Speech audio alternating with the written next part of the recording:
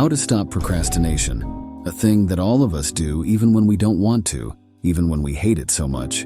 Now, before we jump into the how to stop procrastination, let's first understand what it actually is. And to be honest, many of us have a misunderstanding regarding what it is and how it works, including a psychological issue. So the real reason you procrastinate is not because you are lazy or you lack motivation. It is actually linked to emotional regulation. Interesting, right? You will make excuses when you procrastinate, when there is a risk that you might fail at something, where you were scared of complexity, or you were uncertain about how will things turn out.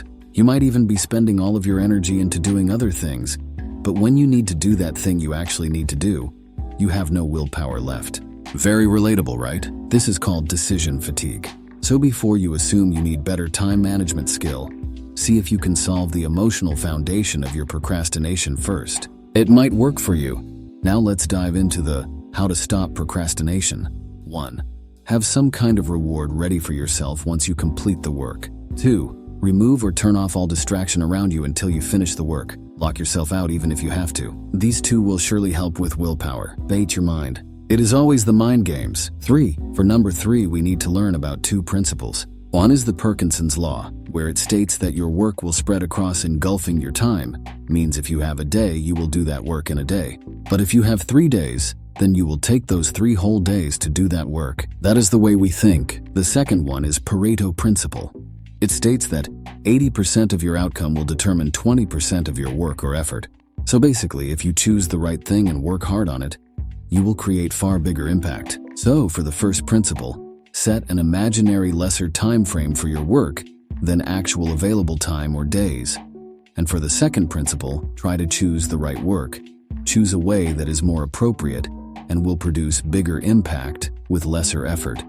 4. We are actually trying to stop procrastinating, right? So we are trying to get started, right? But when we layer in that second victory condition of, this needs to be perfect, so the people will love me.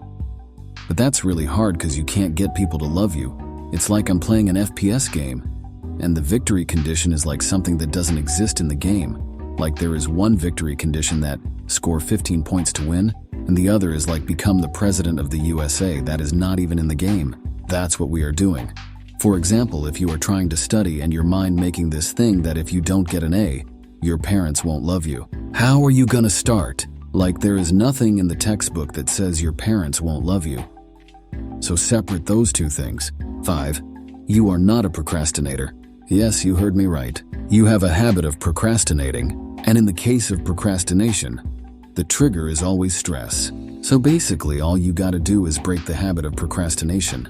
And the only way to break the habit is not to deal with the trigger. Listen to me, we can never get rid of the stress in our life, but you can 100% change your pattern of avoiding work.